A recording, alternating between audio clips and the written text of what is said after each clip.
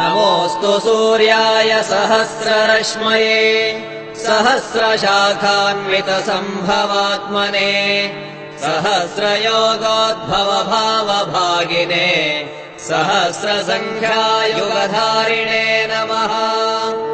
यन्मण्डलम् दीप्तिकरम् विशालम् रत्नप्रभम् तीव्रमनादिरूपम् दारिद्र्यदुःखक्षयकारणम् च पुनातु माम् तत्सवितुर्वरेण्यम्। यन्मण्डलम् देवगणैः सुपूजितम् विप्रैः स्तुतम् भावनमुक्तिकोविदम् तम् देवदेवम् प्रणमामि सूर्यम् पुनातु माम् तत्सवितुर्वरेण्यम्। यन्मण्डलम् ज्ञानघनम् त्वगम्यम् त्रैलोक्यपूज्यम् त्रिगुणात्मरूपम् समस्ततेजोमयदिव्यरूपम् पुनातु माम् तत्सवितुर्वरेण्यम्। यन्मण्डलम् गूढमतिप्रबोधम् धर्मस्य वृद्धिम् कुरुते जनानाम् यत्सर्वपापक्षयकारणम् च पुनातु माम् तत्सवितुर्वरेण्यम्।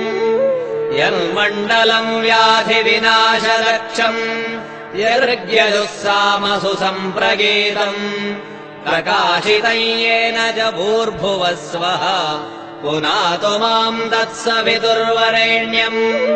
यन्मण्डलम् वेदविदो वदन्ति गायन्ति यच्चारणसिद्धसङ्घाः यद्योगिनो योगजुषाम् च सङ्घाः पुनातु माम् तत्सवितुर्वरेण्यम्।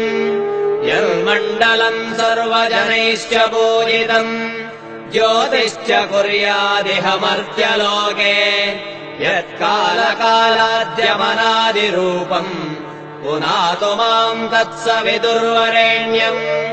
यन्मण्डलम् विष्णुचतुर्मुखाख्यम् यदक्षरम् पापहरम् जनानाम् यत्कालकल्पक्षयकारणम् च पुनातु माम् तत्सवितुर्वरेण्यम्।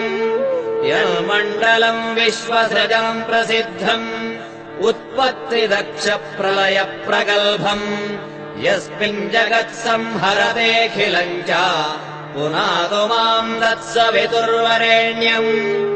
यन्मण्डलम् सर्वगतस्य विष्णोः आत्मा परम् धाम विशुद्धतत्त्वम् सूक्ष्मान्तरैर्योगपथानुगम्यम् पुनातु माम् तत्सवितुर्वरेण्यम्।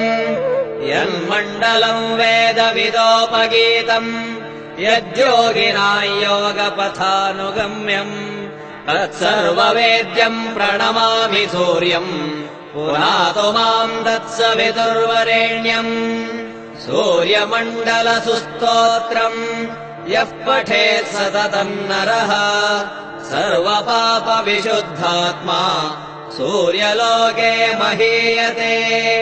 इति श्रीभविष्योत्तरपुराणे श्रीकृष्णार्जुनसंवादे सूर्यमण्डलस्तोत्रम्